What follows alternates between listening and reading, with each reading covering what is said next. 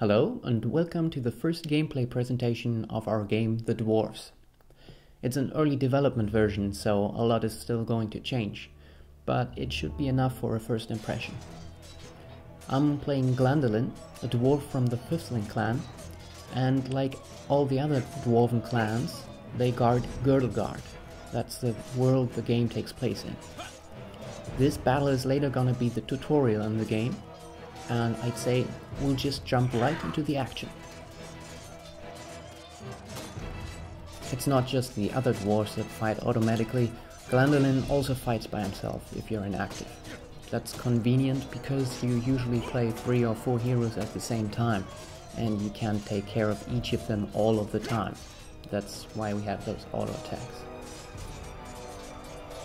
Well, I'll leave my allies behind and move further towards this bridge.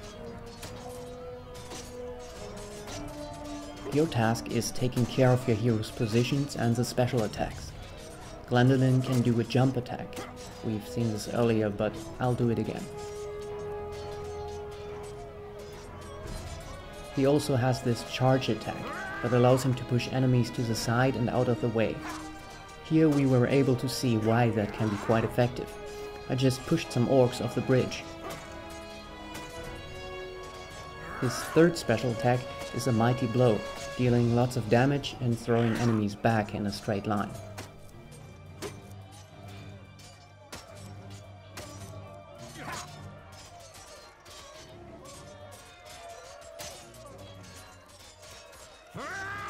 In the game, it's always about few heroes fighting lots of enemies. That's why you have to make use of the environment. The enemies have a flocking behavior, and their movements are generated physically correct.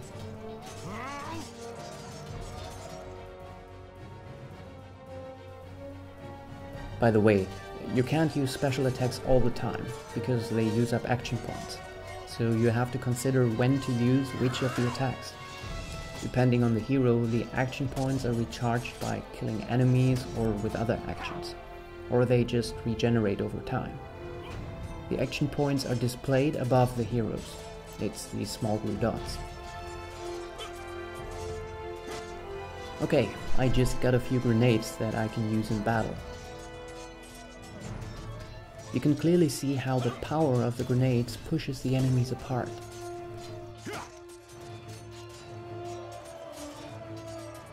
All in all, there are 15 playable heroes in the game, and each of them has their own special abilities that can be leveled up. And of course, each of the heroes has different strengths and weaknesses.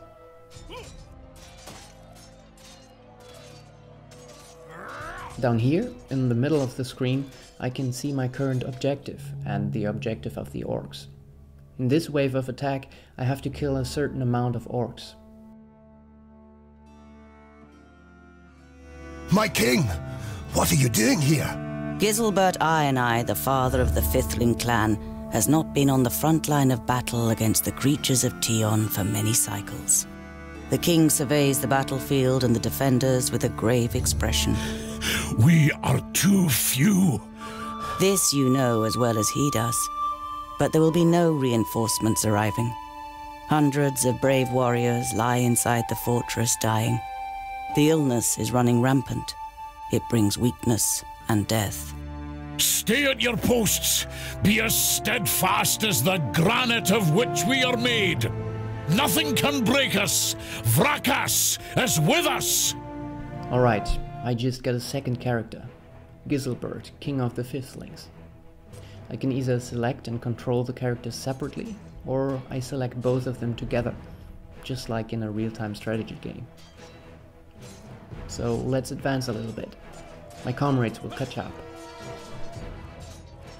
Of course, Giselbert has his own special attacks.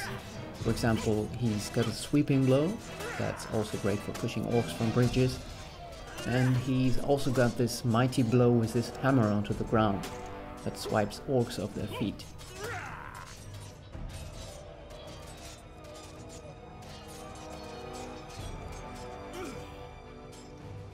Later in the game, the abilities of different heroes can complement each other. For example, maybe one of them can stun enemies, while another one deals guaranteed critical damage to stunned enemies. we'll just ignore these ogres here and move towards those catapults. That will be the target of the second wave of attack. But we'll just skip that and move right to the end of the tutorial.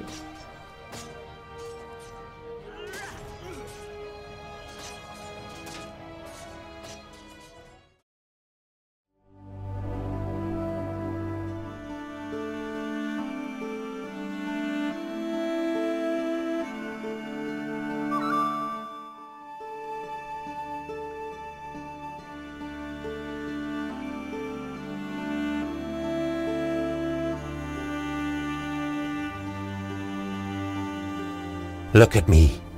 I am Cynthras, the Reaper of your death. I will take your life, and the land will take your soul. Get out of my sight, pointy ears, and let me delight at the closed gate a little longer. The gate may have closed, but when you rise again from the dead by the power of the land, you will be one of us, and you will open it. Never! My soul belongs to Vrakas. No, your soul now belongs to the land, and henceforth you will belong to it forever. Now die, and return. Then hand us Girdlegard.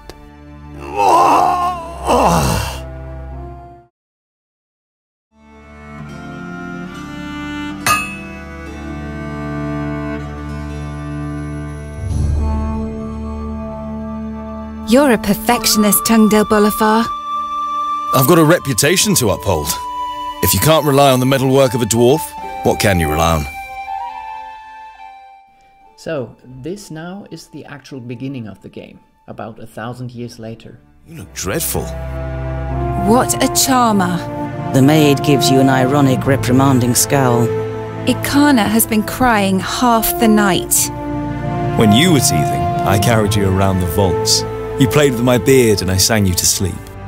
Frala smiles. She's heard this story many times before. That was 23 cycles ago, but I'm quite sure you didn't sing. You might have grumbled a bit.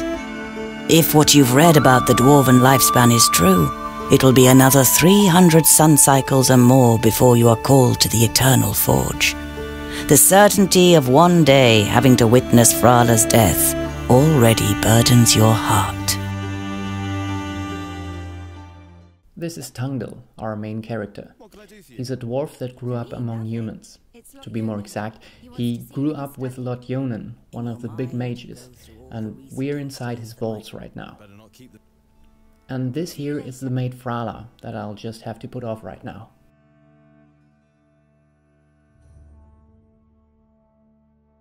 I can now move around freely with Tungdil and examine different objects in the environment.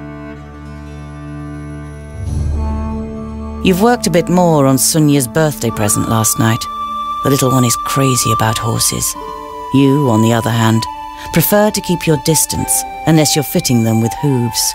Too many legs and way too big. Before we now scout around in the vault some more and set out into the world, we'll end this first small gameplay presentation. If you support us on Kickstarter, you can get a first alpha version of the game's beginning within this year, and will then receive regular updates until the game is released in mid-2016. We hope that you liked this small impression, and we're looking forward to your feedback.